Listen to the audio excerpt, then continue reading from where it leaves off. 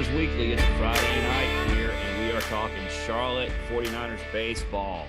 This is Nick, as always, joined by Kevin. What's up, Niner Nation? Producer Brad, making it all go. Hey. All right, folks. Yeah, we know this is last minute, and it's off schedule, and it's everything. Okay, we got it. A lot of stuff going on this week. Some of it good, some of it not so good. We'll start with the not so good. Kevin, you guys over there have had a rough week at the Harward household. Everybody all right? Recording in progress. Yes, we are on the mend. Yes, we started the week. One of our kids brought home a stomach bug, and it went through the household, and it hit me and my wife about Tuesday maybe it was Wednesday at 12:30 a.m. So we're on the mend, though. It's all good. So that's good. That's the good news. So that kind of changed things for us a little bit this week. The game on Tuesday night in Chapel Hill as well, and then Thursday night, my wife and I were at a athletic foundation function that they do once a year. It was awesome. I'll put in a plug about that here maybe a little bit later. But yeah, so everything was just going on this week. Like I said, some of it good, some of it bad. And then we got to today, and we would have been at the Hayes right now, watching the boys play, but that got changed due to weather. Game started at 1:00, so that opened up tonight. So we just all kind of exchanged some text messages and said, "Hey, let's do it. Let's get on tonight." And so here we are. So one, we like doing this, of course, but there's also our streak at stake here, because we have, during the season, we have done a show every week for 5 years running. I mean, so it was a streak, and we were not going to let that drop. So here we are. As always, if you happen to, if you really have no life and you're hanging out with us on a Friday night, good on you. Chime in. We're out here on Twitter, the chat function on YouTube, whatever. Producer Brad is monitoring that, so jump on in. We love hearing from you. Kevin, let's back up, man, because we didn't get a chance this week before. Obviously, everybody who's watching this knows by now that the Niners took care of Rice in game 1 of the series today by a pretty wide margin, with another outstanding outing from Hale Sims. We'll get to that, but let's back up to last weekend. Can we go back and talk about the Marshall series? Would you like to talk about Marshall a little bit? Let's do that. Yes, since the Niners got a big sweep, much needed sweep on the road at Marshall last week. Marshall, they hadn't been swept at all this season. It's the first time they've been swept. Niners put up 50 spot on them over the weekend. 50 runs the Niners scored. They won game 1 11-4, game 2 25-4, and game 3 was a 14-12 back and forth barn burner. Overall, great weekend offensively. Had some really good pitching mixed in as well. A lot of rain delays. A lot of rain delays. And it was a long weekend for the guys because of all the delays, and the absence of lights on the facility limited the window of playing time. So things had to be rushed around, and hats off to the guys for persevering through those conditions and getting a sweep that was much needed. I know you have more on the facilities that you'd like to discuss, Nick. So you made the trip to Huntington. Let us know. Give us your overall experience. Yeah. So my daughter and I did go up. We were there on Friday and Saturday. I think everybody knows by now that Marshall is leaving for the Sun Belt. at the end of this year, and so we won't be playing them next year. And then after that, it looks like we're off to the American after one more year in Conference USA. And all I can say about that, about Marshall, as far as playing them in baseball, good riddance. My gosh, good freaking riddance.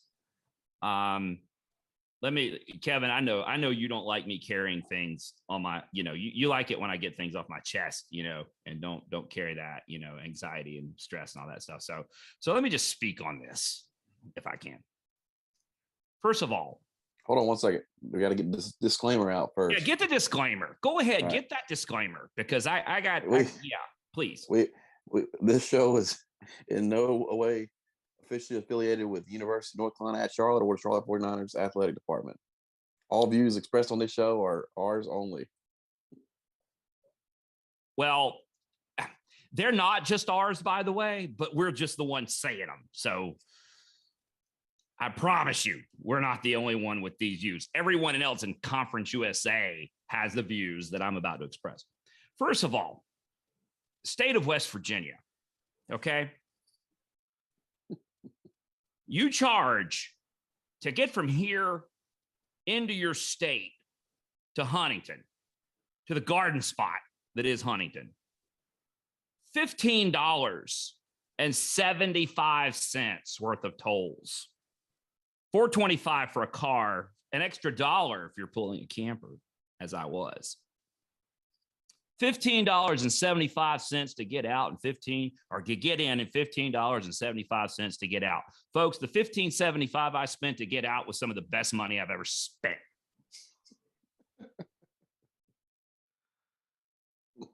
What are y'all doing to that money? I mean, like, one of the biggest employers in the state has got to be toll booths. Good Lord. Okay, that's the state. Now let me get on to baseball facilities here, Kevin. And let me issue a disclaimer. I am not talking about the players at Marshall University. Okay? The players are college kids trying to do their thing, trying to develop their careers. They're practicing, they're going to class, they're playing baseball. Okay? So this is not about them. Marshall University Athletic Department, the administration. What are you doing?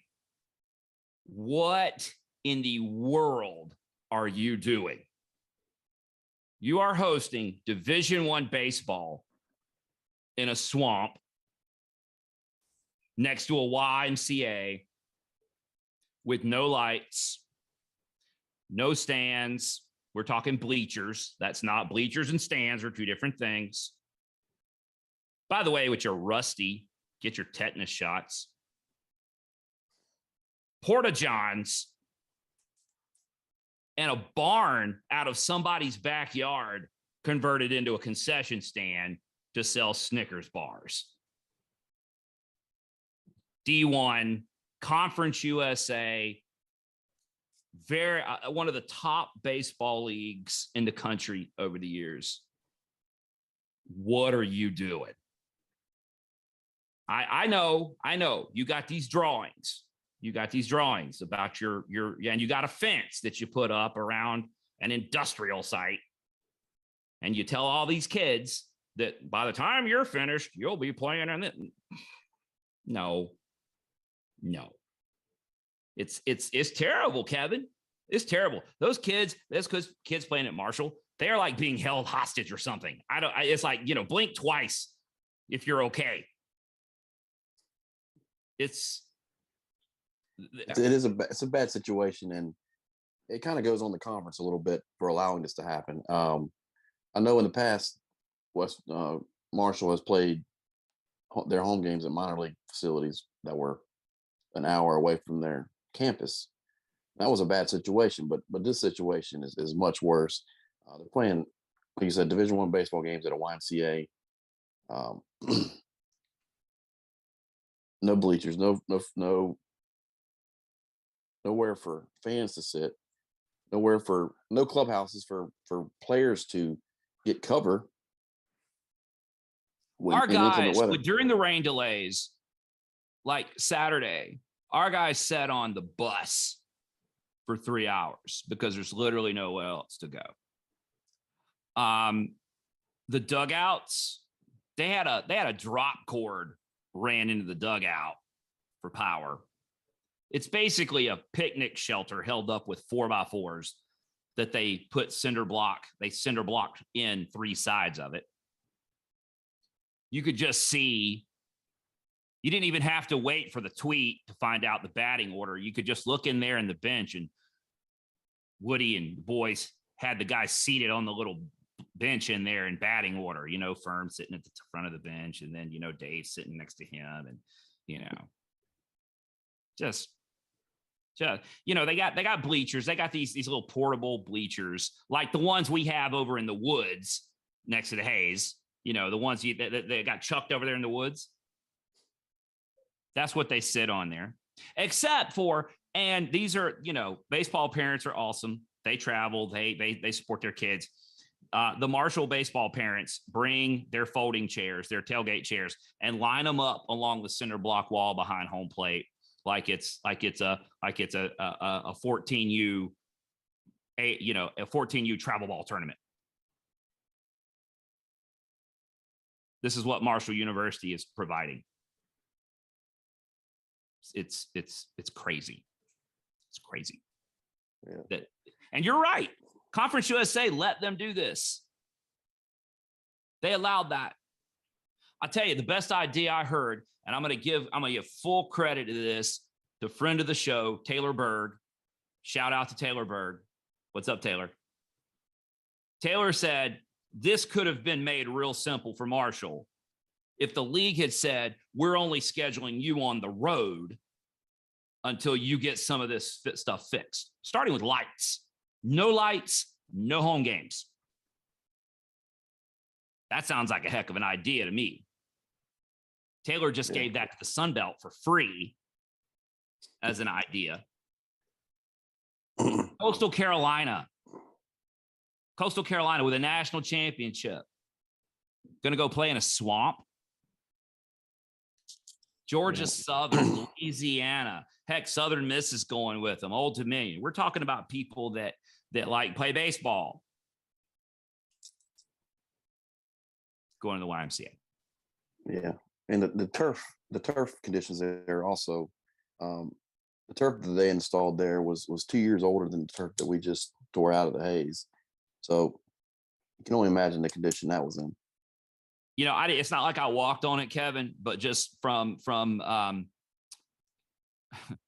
my location, right next to the picnic shelter, but slightly over from the 7U soccer game,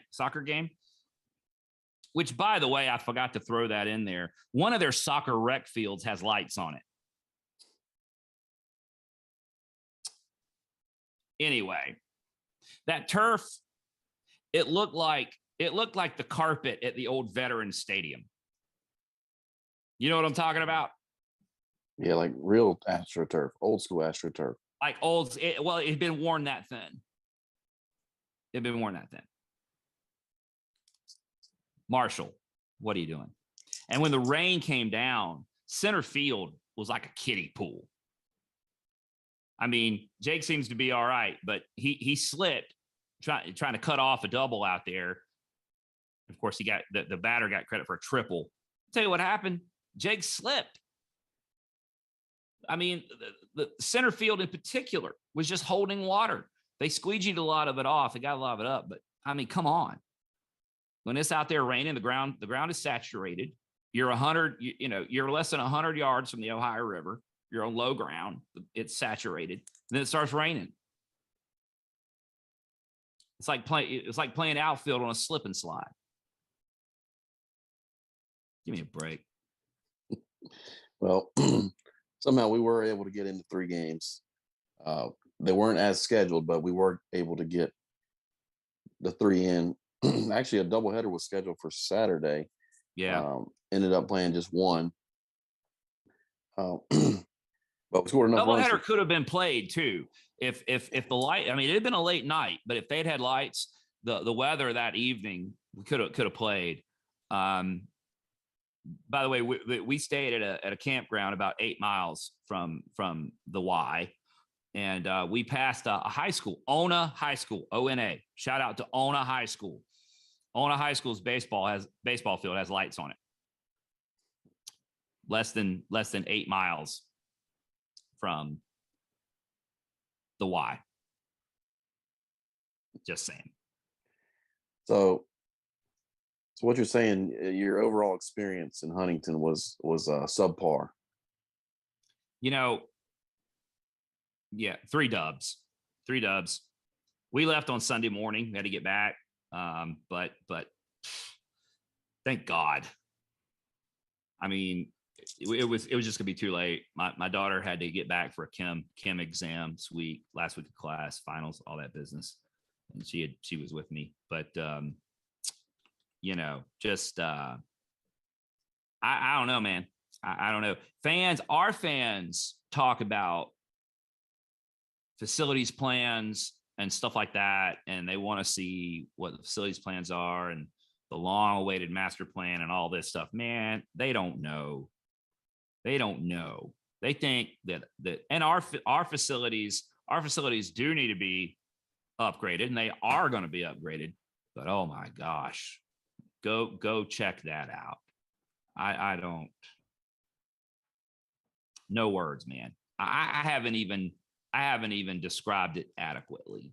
It's just from the playing surface to the fan amenities. I mean, and on top of that, you're closer. You're really close to the Ohio River, but you're even closer to a set of railroad tracks, Kevin. If your kids had been there, you would not have let them go out and play and just let them go do their thing, because you would have been afraid they would have been hit by a freight train. And this is not like at Louisiana Tech. It's like out there in the outfield and it's separate. There's a fence in between you. Okay. There is nothing in between you and the CSX, in between, engine number 9. Oh, my kids would probably enjoy that, but yeah, it would make me a little uneasy. Let them look in a rail yard next to the Ohio River. Poor little Blake would have been run over by the Chattanooga Choo Choo trying to watch Niner baseball. Oh, yeah. Well, I'm glad we didn't go. Appreciate your correspondence from Huntington. I could tell from the Google Maps and all that, it was going to be a fun experience for you. It's just a bad situation for them, but it's not our problem anymore. We're moving on to the AAC. They're going on to the Sun Belt, and good luck to them in building their new stadium. Yeah. Hey, I'll say, hey, they're going to the Sun Belt. At least App has that one picture taken in the fall when baseball's not being played that they retweet all the time, because it looks like that all the time. When App rolls in on you and says this place is a dump, that's bad. Bad. So, do you want to issue another disclaimer, Kevin? Because I just whatever. I'm over that. It was terrible. Well, overall, we got the 3 dubs, but we what we came to do, we got the sweep.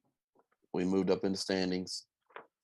That 25-4 game on Saturday was fun to watch. I won't even get into their video production. So you've gone in hard enough on them. I'll leave them alone on that one.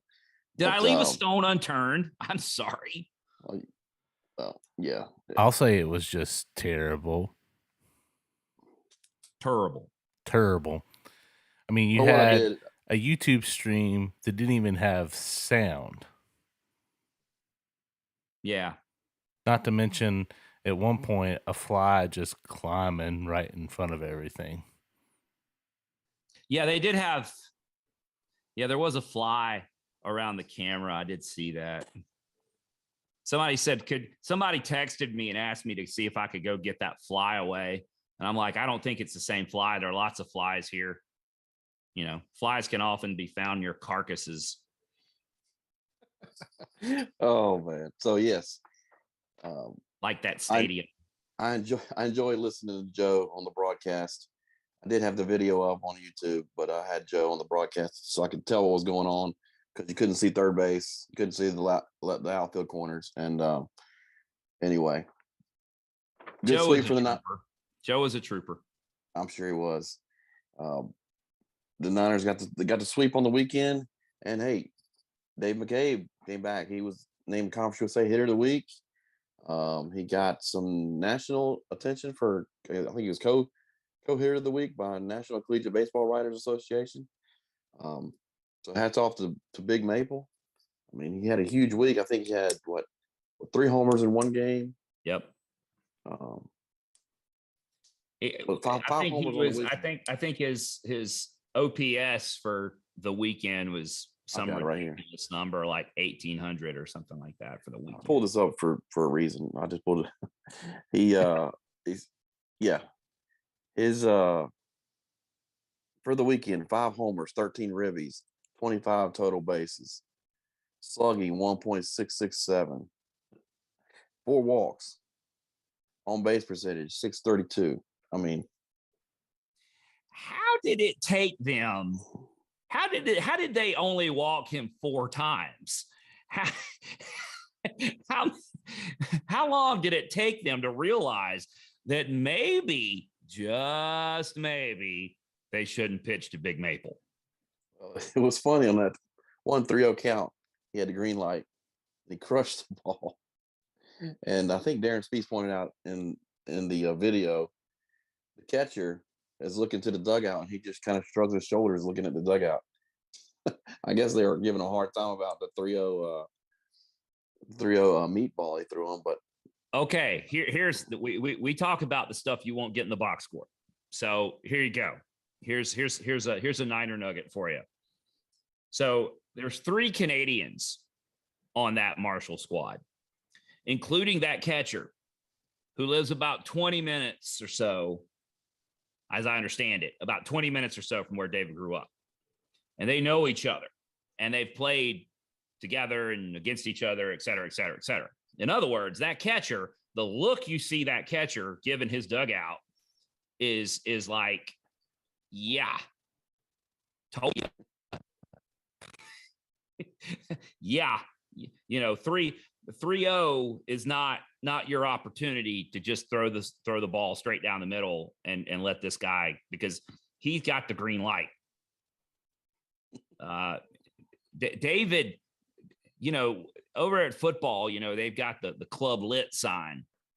Well, David's got the baseball equivalent of whatever that is, and it's always lit up. Big Maple's got the green light. And 3-0 don't mean nothing except I'm getting ready to hit something. Yeah. I mean, he's not going to swing at bad pitches. So, I mean, he's got the green light. He's earned it. And, when you serve one up like that, that's that was funny. It was a funny reaction. So, and he was toying with them. They did intentionally. They finally intentionally walked him on Sunday, and it's like his last at bat, I think. But yeah, it only took 3 days. It only took 5 homers and 16 RBIs, 13 RBIs. Sorry. Yeah. But so speaking of ribbies, our boy Cam Fisher. I mean, 2 grand slams in one day. 2 grand slams in the same game. And a 3-run homer the next day. And 3-run homer the next day. And I mean, we set all kind of offensive records. That was a tied. The 3 home runs in one game was a tied record. The Cam's 8 ribbies was tied. Saturday, what was it? We hit 8 home runs as a team, and that broke a 37-year-old record. Yeah, for the 7. Previous record was 7. Yep, and last time we had a 3 home run game with Zach Jarrett 2017. So it's been a while for that too. So yeah, Isn't record Cam breaking day on also? Saturday. Oh, sorry. Go ahead, Brad. I was just say, isn't Cam also on a 4-game home run streak? He's had a home run in the last 4 games, right? Yeah, including today. Yes. Yeah, you're right. You know, it's funny. We're talking about this today. That you know, Cam was Cam was going through a little bit of a dry spell there for a while. But dude breaks out and hits 2 grand slams, and now he can't hardly get thrown out. Yeah. he's on it now, which is awesome. We need that. Yeah, he's crushing the ball for sure. And when he's getting out, he's hitting the ball hard too. So great to see that. Yeah. So, you know, Niners got the sweep in Marshall. They got on the bus and they left. They also paid their way out of the state of West Virginia. That still gets on me, man. Just tolls on interstates. I need to effort that. I mean, it's an interstate, but tolls on whatever. And on the pitching side last weekend, Geeston came in after Hale opened the game on Friday and pitched 6 1/3 shutout innings to get the dub. Will Lancaster on Saturday, 7 strong innings. Mm-hmm. So yeah, we had some good pitching on the pitching side too over the weekend. You know, boys did what they had to do, and that's a tough set of circumstances. Waiting out the games, sitting on a bus. I mean, like I said, they literally sat on a bus for like, I don't know, 2.5, 3 hours on Saturday, waiting on a game to start. Started really raining, and we went back out to the truck and sat out there and contemplated life. Took videos of trains going by. If y'all saw that, I showed you on the video how close the train tracks were. You did. And, you know, it was just tough set of circumstances, but the guys did their thing, man. They got through it. We had some, I think we have to mention this. We had some fireworks on Sunday where, for whatever reason, Marshall's coach thought it would be a good idea to, at the plate meeting, step across home plate and get into the batter's box with Woody. And those of you, go see the video, go about 10 minutes in, if you hadn't seen it. We're watching it live, and Marshall's coach had to be restrained while Woody laughed at him. Well, look at the video. That's what happened. Yeah, if I just got beat 25-4, I wouldn't be too happy either. Well, there were some pregame shenanigans going on there. That's all I'll say about that. Is the Marshall coaching staff was their head coach. We'll lay it at his feet. There was some pregame shenanigans going on. He got a 25 spot hung on him the day before, and he was trying to slow our bats down. And he tried something. He tried some unique tactics to make that happen. Try to make that happen, and it didn't work. But when he got called out on it in front of the umpires, he apparently, more than likely, just embarrassed. You know that he tried something and didn't get away with it. Shout out to our guy Jimmy Touchstone. I haven't talked to him about this. I want to see. I envision, and those of you who know what I'm talking about, who saw the home plate meeting with Woody and their coach, I envisioned that whole meeting like the scene in Tombstone, where Johnny Ringo. This is after the OK Corral, and Johnny Ringo confronts Wyatt Earp and them in the street. You remember this, Kevin? And he says, Johnny Ringo, he's drunk. That would be Marshall's coach. I want Jimmy to like make the video with like Marshall's coach, like put his face or just put Marshall, put a logo on Johnny Ringo, and Johnny Ringo as Marshall's coach says, "I want your blood and I want your souls and I want them now." And he tried to pick a fight with Wyatt Earp. Okay, now Wyatt Earp in this scenario is Woody. And if you remember, Kurt Russell is Wyatt Earp. He opens up his coat and shows he has no guns. And he says, "I'm not going to fight you, Ringo. There's no money in it." All right. That's Woody. That's Woody at the home plate meeting. "I'm not going to fight you. There's no money in it." But in this scene, with the way Jimmy's going to edit it, is there are going to be, it's going to be Toby coming from the dugout as Doc Holliday. "I'm your Huckleberry. That's just my game." That's what I want to see. Got Johnny Ringo, Marshall's coach. Wyatt Earp is Woody. Doc Holliday, Toby Bicknell. "I'm your Huckleberry." You buying that, Kevin? Yeah, I hope Jimmy's taking notes on this so he gets it all right. We get that done. "I'm your Huckleberry. That's just my game." That's Toby.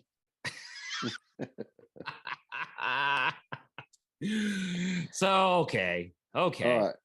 Okay. Let's Should we leave Marshall alone now? Yes, let's move on. Yes. All right, Tuesday. Made another road trip down to Chapel Hill. Woody's old stomping grounds. We took on the Tar Heels and went to extra innings again, just like last year. We ended up losing this one 4-3. See, Matt Brooks got a start. He went 4 1/3. Colby Bruce came in. Geesting came in, pitched well, and then Kramer pitched the last 3 1/3. Only allowed the one run to walk off pretty much, but he kept going, kept us in the game. Fisher hit a bomb. Butch hit a 2-run bomb, and it was pretty much a pitcher's duel the whole game. Good college baseball game, and it lasted 4 or 5 hours. Seemed like a lightning delay on that one too. Yeah, but good college baseball game. You guys went up to that, Nick. Can talk a little bit about the experience in Chapel Hill. Well, they have plumbing in Chapel Hill, so quite an upgrade from Huntington. Yeah, there were no porta johns, running water, flushing toilets, concession stands with hot food, lights, your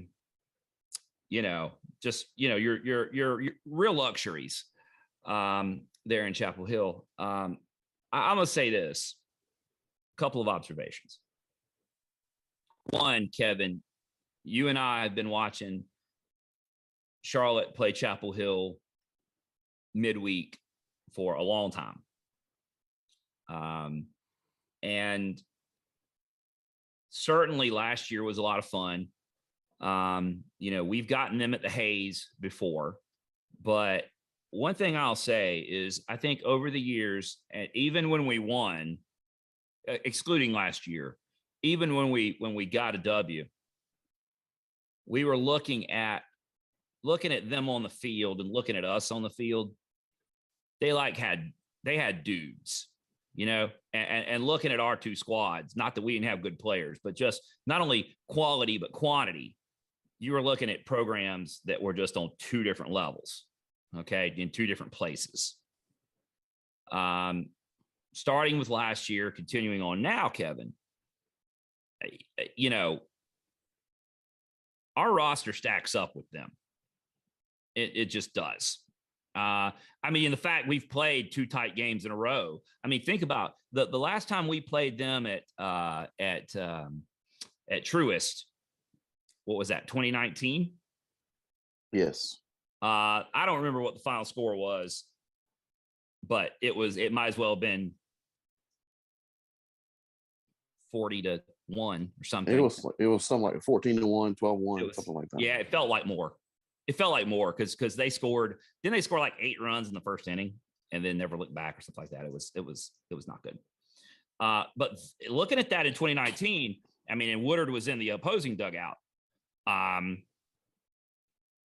We didn't we didn't have what we needed to compete with that program, and that's over.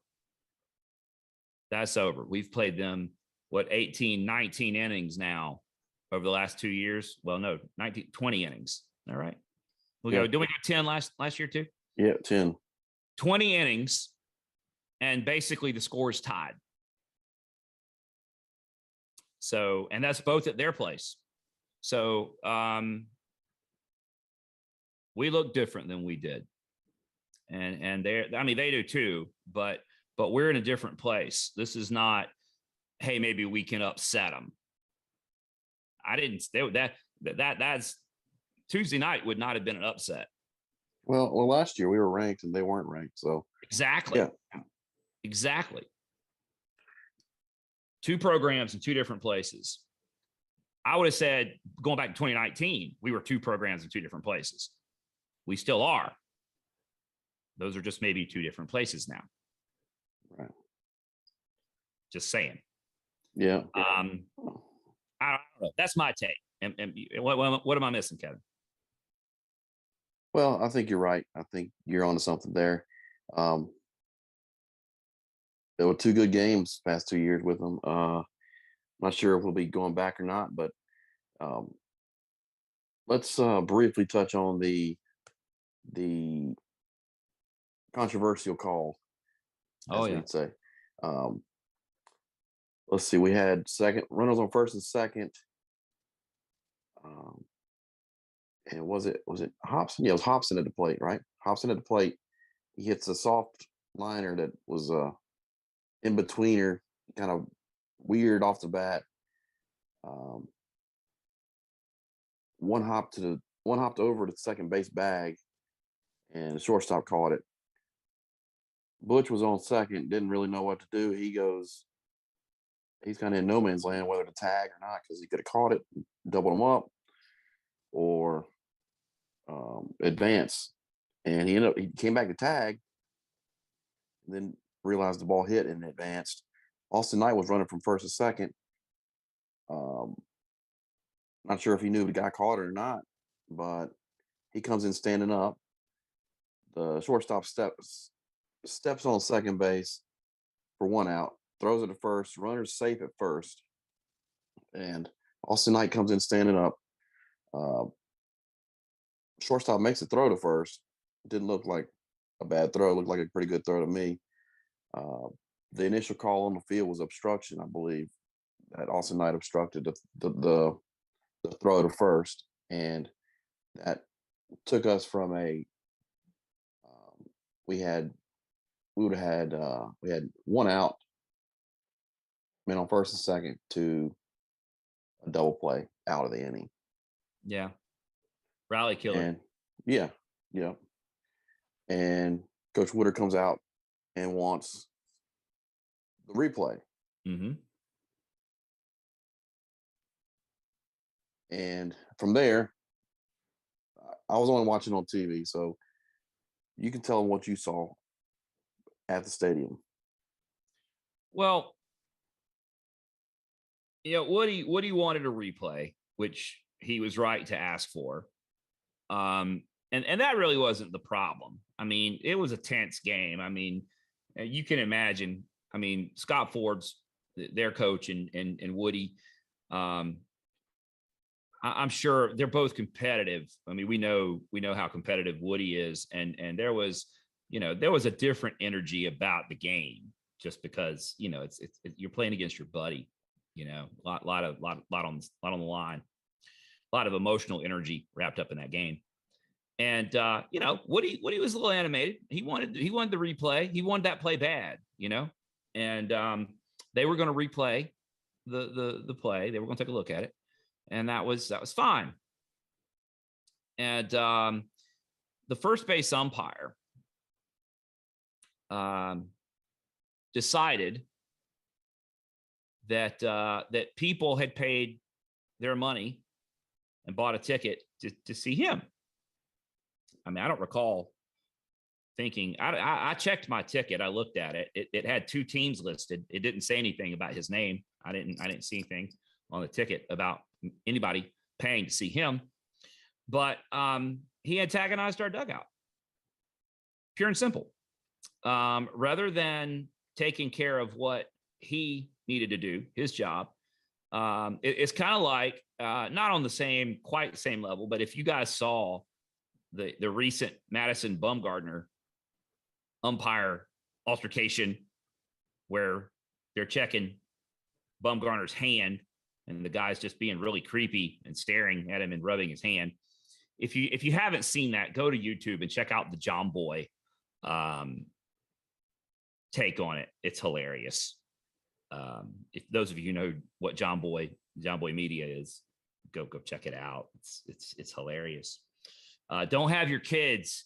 If your kids are in the room, either watch it later or put some headphones in, because he does lip reading really well and he tells you everything everybody's saying. So don't, like the old Dave Chappelle show, better not bring your kids. Don't do that. Don't listen with your kids. Right. But it looked like he was saying, get back in the dugout. Get back in the dugout. And what he did. And the umpire continued to make it an issue, and his attention was focused in our dugout. And sort of like the umpire in the Madison Bumgarner deal was antagonizing Bumgarner, Woody felt like that umpire, first base, was antagonizing him and our dugout. And Woody expressed that to him. Don't go do your job. You let me worry about my dugout.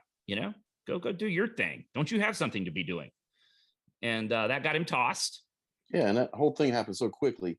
I mean, he had no wiggle room at all, I felt. He was tossed before he even knew it. And unfortunately,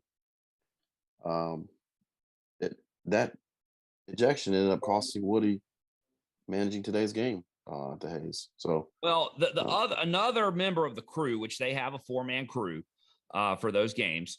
Another member of the crew, if I'm not mistaken, the crew chief came over and tacked that on and added, on top of being thrown out, he came over and basically we have a situation where we have one person who has no power anywhere on the planet except for at first base that night, making a decision that was dumb, and it being compounded by another person who only has say-so over 3 more people on the entire planet, and that happens to be these other 3 umpires. And he comes over and tacks on a 2-game suspension for Woody expressing his displeasure in a colorful manner. But my goodness, 2-game suspension? You'd think he bumped an umpire or pushed somebody or threw something at somebody. He didn't do any of that. Yeah, I thought it was a quick trigger, like I said. And Absolutely. You hate to see it because it was, like I said, kind of like a homecoming for Woody, going back to his alma mater. Another tight game, and to see him get ejected like that, it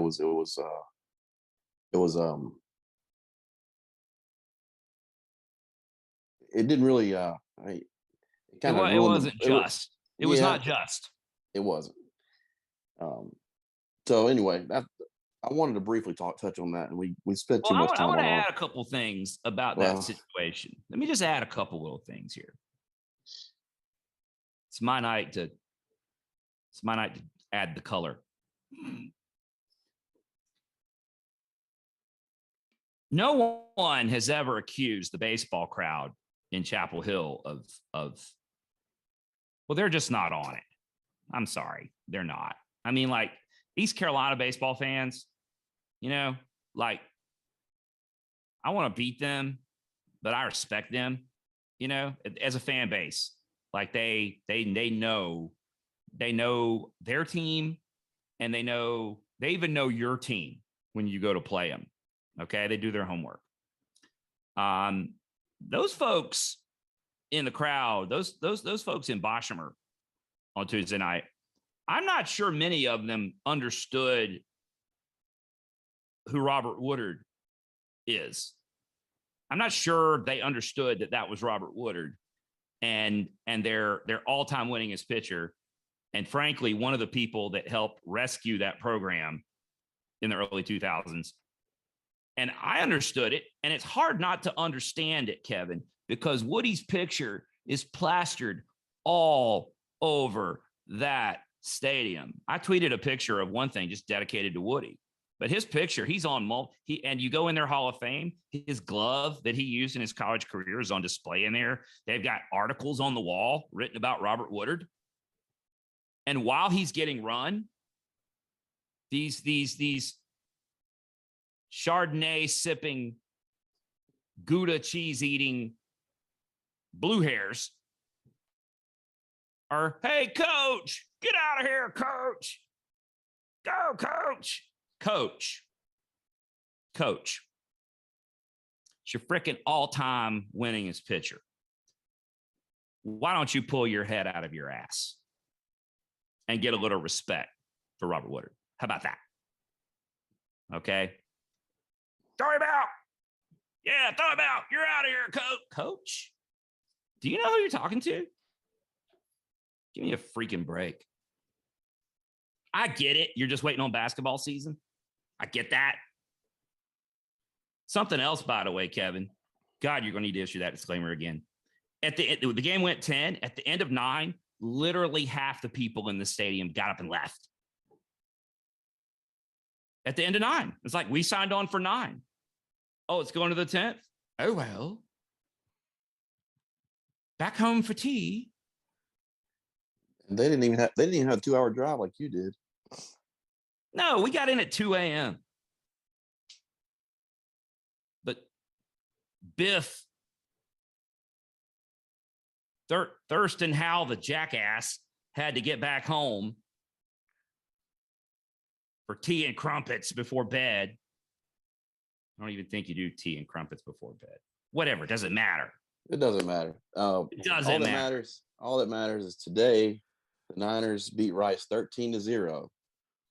And we are one game making away. Kevin's job so hard tonight, and I am so here for it. This is like the best episode we've ever done. I feel like I signed up for a Jim Rome episode or something. Rack 'em. I'm trying. I want to. I told we the pre-show meeting we had. I said, well, first segment of the show is going to be Marshall and Chapel Hill, and then we'll move on to positive. Well, okay. I'm gonna let you do that. One more line. That's it. That's all I need. I told Woody after that game that he is now officially a Niner, because you're not a Niner until you've been screwed over in Chapel Hill. The rookie stripe is off. You're with us now. Well, just saying. I guess that makes it official. I guess it's official. All right. Now let's talk about Rice. Let's talk about Rice. So another big conference series this weekend. We had to move the time up to accommodate the weather today. Had to move it to a 1:00 start, which is why we're here now talking baseball. Hale got to start. I'm assuming he was scheduled to be an opener and was going to go as long as he was doing well. He was going to stay in, and he pitched phenomenally. He pitched 7 strong innings, gave up only 4 hits, 8 strikeouts, and only 2 walks, 0 runs on the board, and all of that was done with about an hour delay between the 5th and 6th inning when he went out due to lightning. So, I mean, another strong start for Hale Sims sets us up well for the rest of the weekend as far as pitching goes. Man, can't say enough about the performance on Hale on the mound of the day. So the question is, I think you're right, Kevin. I mean, I'm assuming that Hale went out there as an opener as well, and as I think that in theory that's been what's happening lately, right? But I want to propose an alternate theory. How about Hale Sims is whatever the Hale he says he is? He's like, if you give me the ball in the first, get comfortable because I might be here for a while. And he's done that several times now. Now, admittedly, and here's what's so important, I think, Kevin. Hale did not have a good weekend up there in the great state of West Virginia. And, that it happens. But the point is that Hale didn't have the weekend he wanted last weekend. He completely shook that off, rolled out there today and said, open what? I'm here. An hour delay, whatever. I mean, I'm thinking there's no way Hale's going to come back after this. I guess we've burned Hale. No. No. Yeah. He says, I'm back. I'm going back to the mound. 2 innings after an hour delay. So yeah, very impressive. And I mean, Quentin Martinez came in for an inning, another shutout inning, and Evan Michelson, he made his first appearance in at least a month. It's longer maybe more than that. Maybe more than that. Yeah, it's longer than that. He pitched the last inning to combine for the combined shutout. I don't think we've seen Michelson since March. Yeah. You might be right. I think you're right. And then to go along with the great pitching performance, we had an offensive explosion. 4 homers, 3-run homer by Fisher, 2-run bomb by Jake, 3-run homer by Hobson, and then a 2-run shot by McCabe. Go along with an RBI double from Tyndall. Man, a lot of runs on the board. It's good to see the offense cranking. It's good to see the pitching cranking. And man, it's one of the most complete performances we've had this year, I think. You can't ask for more than that. No. I mean, there's not a single thing to say about that performance today that didn't, just exceed expectations. And shout out. Okay, we got to get this out there. Woody was serving. He's and it's still serving his 2-game suspension. Coach Bick was in the skipper's chair today, and he went and got that done. Now we did a little effort on this. Okay.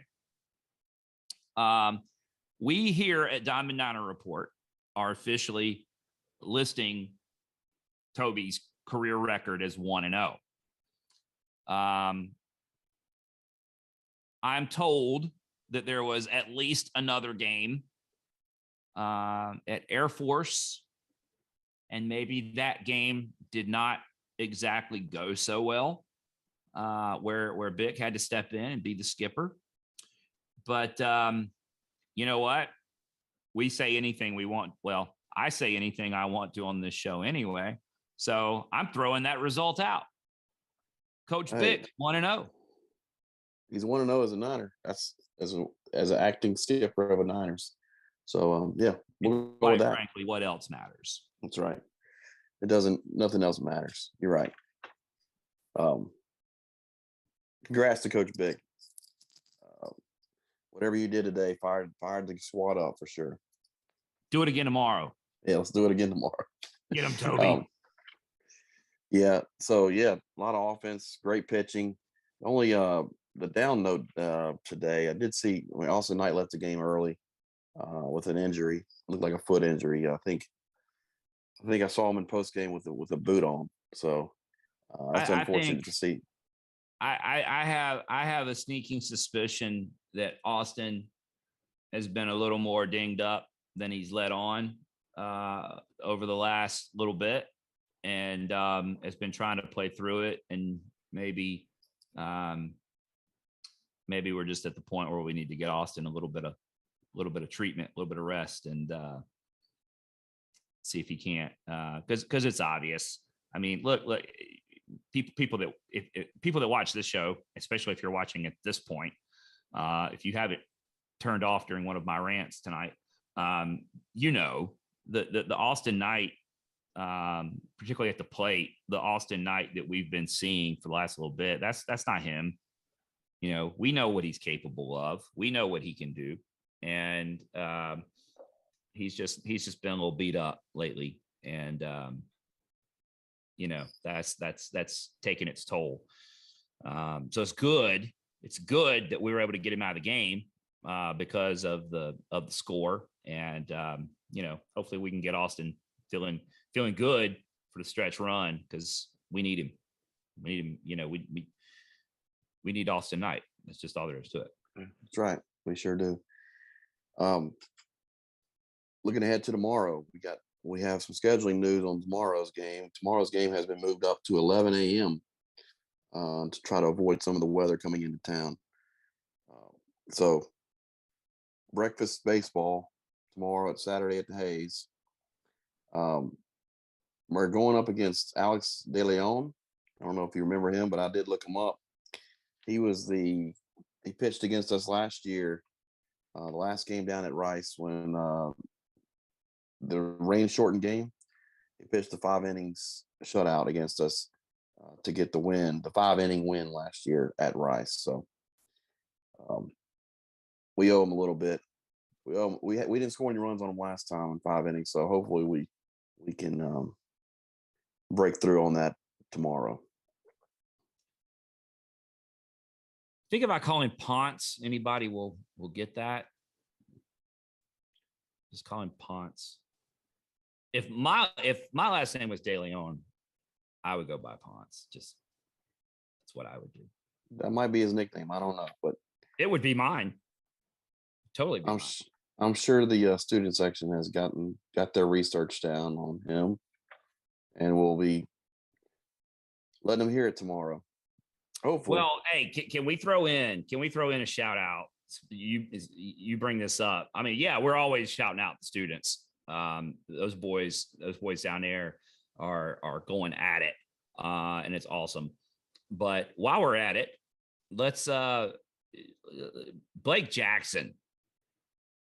Blake Jackson is a phenomenon. If you hear, I mean, you know, Blake Jackson, let me back up a little bit.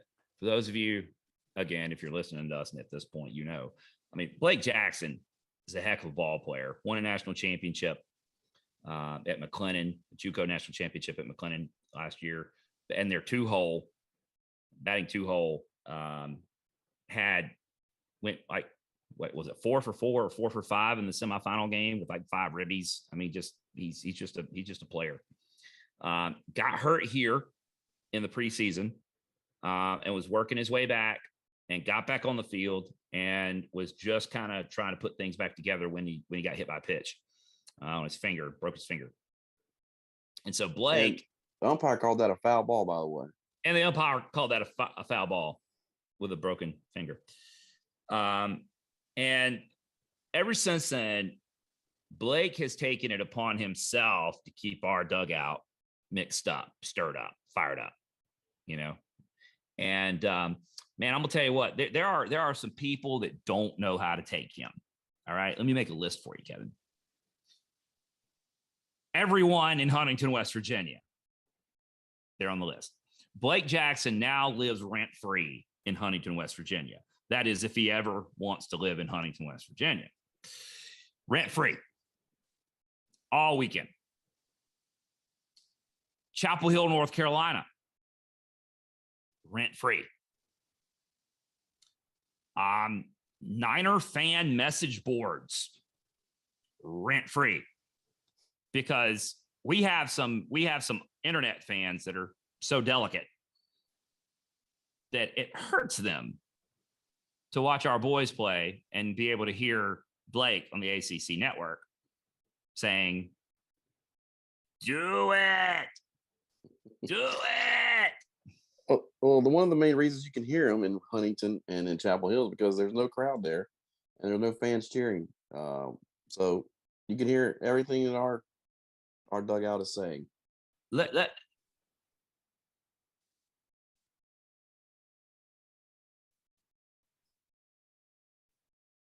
Well, let me just throw this contrast out there for you, Kevin. There was no other noise in Huntington because there's no one there.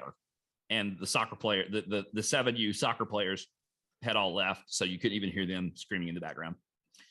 In Chapel Hill, there were plenty of people there, but they don't make any noise. So both places are quiet. You're right. They're just quiet for different reasons. But Blake's doing an awesome job. This dude just wants to contribute in some way. And everywhere you go, the opponents, or anytime anything happens, you hear the response back, "Do it, do it." It's like, thanks for letting Blake know that you care. That's right. And he got a few. I saw a few angry tweets that were some hurt fans. Some fans were hurt over some of the screaming, I guess. And there was a few angry tweets that I read the other night. And it made me laugh. It made me feel better because for Blake to upset those people so bad. I'm just trying to watch my heels. And who is this ruffian in Charlotte's dugout? Oh my. Yeah, freaking break. Producer Brad is dying. We should. I thought about getting those tweets and reading them, those mad tweets, but I don't know. That would be a great thing to do on this show. Like if we could build up like some quantity of angry tweets and read them. That'd be fun. Yeah. Well, maybe that's an idea for the future. I'll go back and save some so we can on Blake Jackson Senior Day. Let's have our R&D department work on that concept of a mean tweet segment. That'd be good. Yeah. So on Blake Jackson Senior Day, we'll read off all these mean tweets that people have about him screaming in the dugout. You just keep on doing it, Blake. Do it. It's awesome. Just keep going. So, all right. Tomorrow, 11 a.m. baseball. Tailgate. Now, the weather report actually looks a little better today or for tomorrow than it did for today's weather. We're going out there, man. Rain or shine. Plan right now, donuts and coffee in the morning. We're gonna put some meat on the smoker and eat after the game. How's that sound? So yum. Yeah, you know where to find us, you guys. If like I said, I keep coming back to this. If you're listening to this at this point, you know where to find us. We'll be out in front of the Hayes. A lot of folks been exchanging texts, phone calls, everything else, trying to get stuff lined up. 11 o'clock, first pitch. So let's hang out. Let's have some coffee in the morning. Maybe a donut, blueberry muffin, something, whatever. But let's plan on tailgating. Doing a little mid-afternoon post game. I don't know. It's a late lunch. Call it that. How about that? Post victory celebration. Well, on our tradition, and I even kept it alive, Kevin. Last Saturday is post game Saturdays. We do a cheer wine, and was up in Huntington. Had cheer wine with me. Had a cheer wine after the game on Saturday. So let's drink some more cheer wine tomorrow. Let's do it. Do it. Do it. That's what we need, Brad. We need We need an audio of Blake doing that so that we can just like hit a button and a little clip of Blake doing his thing. I can. We need that. Well, if we get the recording, which I can do, we can make that happen. I feel like I need that in my life. Just go down to the dugout tomorrow and record it. Okay. Probably record it from our seats.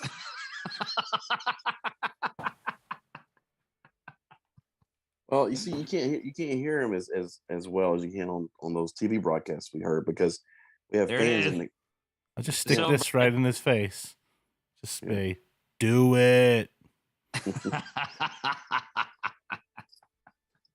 So we had the fan noise at the Hayes, so it's you can't, it's not as distinct. So plus we're facing a different way. We're facing, I guess, the same way as the dugouts are. So anyway, I understood what you meant. thank you. I think everything on my list has been checked off to talk about. Here, I got something. Let's look at Conference USA Oh. scores right now. I got some live Yeah. scores for you. You want to hear those? Yeah.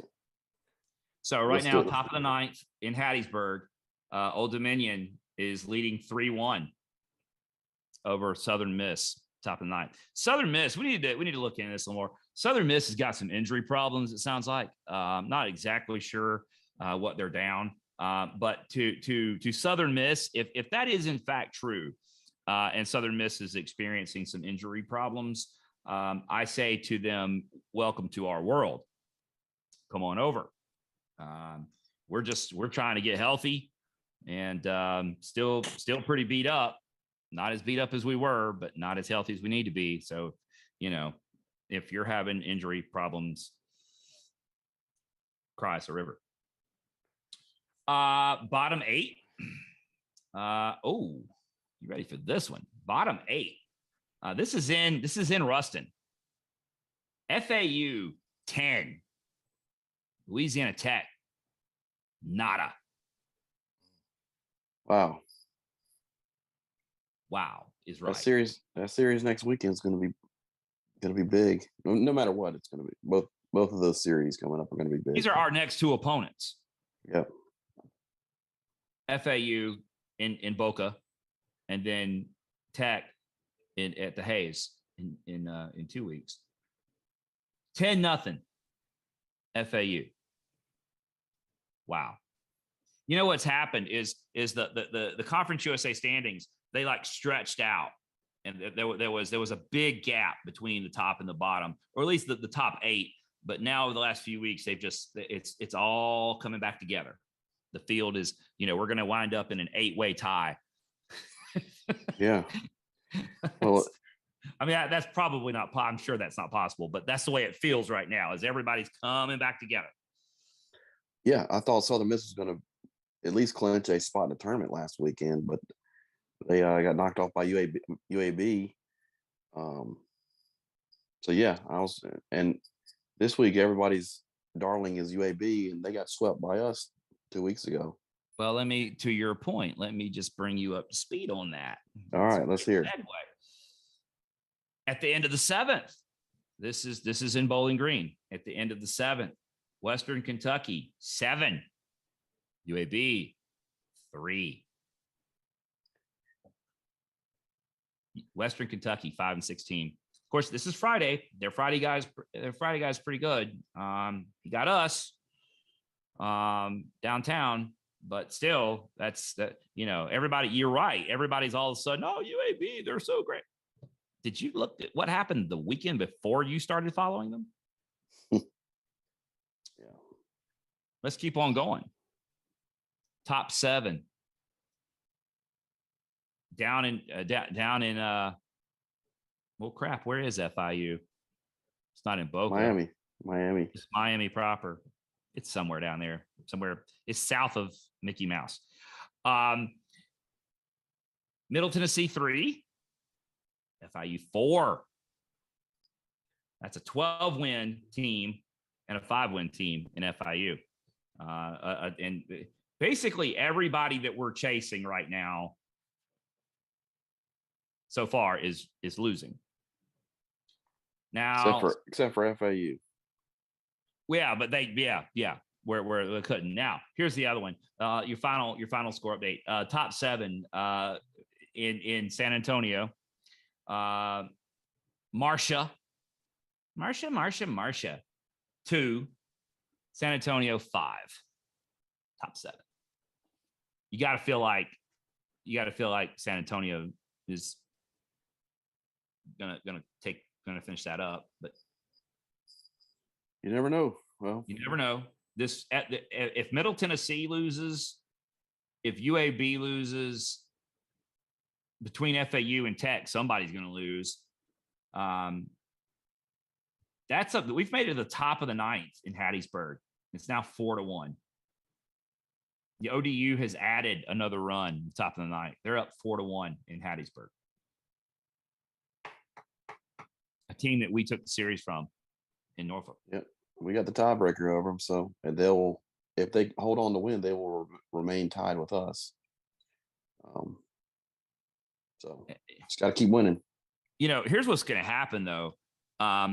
It's not necessarily, I mean, it's interesting. It makes things interesting for us. It makes things interesting for the conference tournament, but it's actually hurting the league in at least one way. I mean, Southern Miss has been in line for like a top 8 national seed, and they're trying to play their way out of it right now.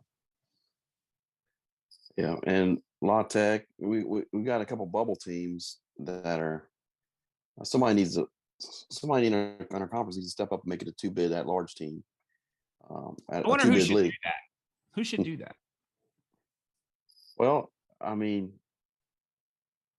there's a team in there that's on pretty hot right now. Like 110 of 11? Yeah.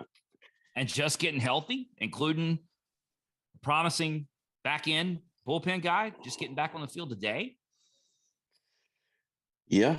I mean, and a guy who might be leading the country in home runs by the end of the weekend or something. I don't know. I mean, look, don't place limits on Dave. Yeah, 4 homers today from our squad. So we had 70 coming into today. Yeah, Dave and Cam. Of course, Cunningham's in that race. Yep.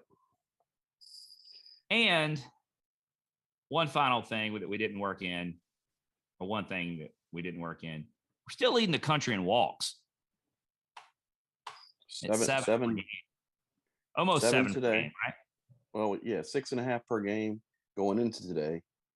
We got 7 today, so we're only bringing that average up. So, yeah.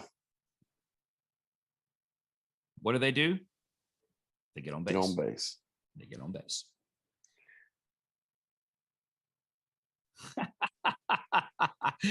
Oh, feet, uncle. Jim Rome couldn't tie your shoelaces.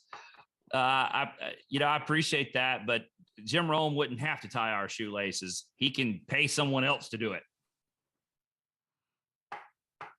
Well, isn't his producer in their producer a Charlotte grad?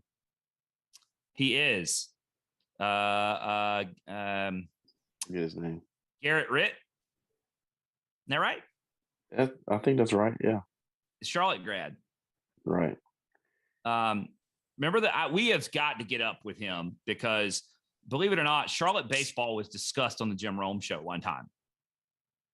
And it was hilarious. I tried to find the clip. I couldn't. Yeah, we've tried to find it. Garrett could help us if we could get a relationship with him. We could get the clip. Jim Rome talked about Charlotte baseball on the show. Was it Fordham's coach that he was detained at LaGuardia for having a handgun. He had a 9mm handgun in his bag. They were flying. This is the A10 days. Fordham was flying down to Charlotte for a series, and he got arrested. He got detained for having a 9 in his carry-on, and he told the TSA that he had forgotten that it was in there, and they were on their way to play us, and that made the Jim Rome show. And Rome did a whole take on their coach, and it was Rome. You either take him or leave him. But this whole thing, he's like, "Coach, what are you doing? I know. Hey, look, I get it, man. Charlotte's tough series coming up in Charlotte. But bro, that 9 not gonna help. Not gonna help. Leave it at home. Oh, I'm sorry. I forgot. Yeah. Like that 9. The 9's not going to help you in Charlotte, coach. Good baseball school. We got to get that clip. I almost drove off the road. I had no idea that was going to happen. I was driving down 85. I about drove off the road laughing. Yeah, we need to get Charlotte that baseball on the Jim Rome show. We need to get that and use that as our show open.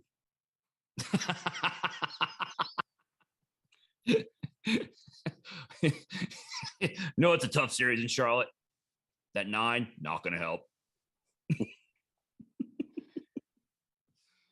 All right, I gotta go, Kevin. I got some tailgate prep done. I've been in the store. I got a little prep done, but I got more to do. So I gotta go. Yeah, I gotta go. Yep, I gotta go too, man. We got baseball tomorrow. Hopefully the weather holds off. We'll see. If the weather doesn't hold off, maybe I'll see you bright and early for the tailgate. Yeah, we got to catch a break. It's last weekend. The weather was just terrible. On top of everything else, the weather was just terrible. And then today, they actually, once we got through that delay, the weather got really good. I mean, it was muggy out there. But we tomorrow we just need a break. We just need some baseball weather. This has not been the greatest year for baseball weather. Going back to, you expect it in February, but March and April were kind of tough too. Yeah, we've had one good day of tailgate of great tailgating weather. Yeah. And we got 2 more Saturdays at the Hayes, and the last one is going to be Senior Day, so hopefully we get a good weather day for that one. Yeah. So come on out, folks. You know where to find us. Get out there. It's Bark in the Park tomorrow. So bring your dog. Maddie has Bilo all geared out. He's gonna be repping the Niners tomorrow. Yeah, just remember to register. Go online and register your dog. I think. Yeah, you got to do that before It's a really quick form. Maddie says like 4 questions, nothing big. You just have to sign off on a thing that basically says that if your dog chews someone's arm off, it's not their fault. Yeah. Get out to the Hayes tomorrow. We're coming down the stretch. It's big. Get out there. It's time to, especially with some of the scores we just looked at, it's time to make a move up the standings. The opportunity's there. So let's go. All right, folks, we're beyond time again. I still don't know how we went an hour 20, I think, Brad, but it was probably all of my rants, but whatever. I feel better. This is therapeutic. I should be paying you two for this therapy. So let's get on out of here, folks. We're done. I promise. I apologize for the preceding, for all the preceding content, but we're done now. Reach out to us. Find this podcast wherever you find your podcast. Hit subscribe so you can be notified anytime more of this awesome content comes out. Reach out to us on social media. We've got Twitter, Facebook, Instagram. Still no TikTok. Still not going to have TikTok. This has been Nick, along with Kevin and producer Brad. It's time to go to bed so you can get up bright and early, and we'll see you at the Hayes. Go Niners.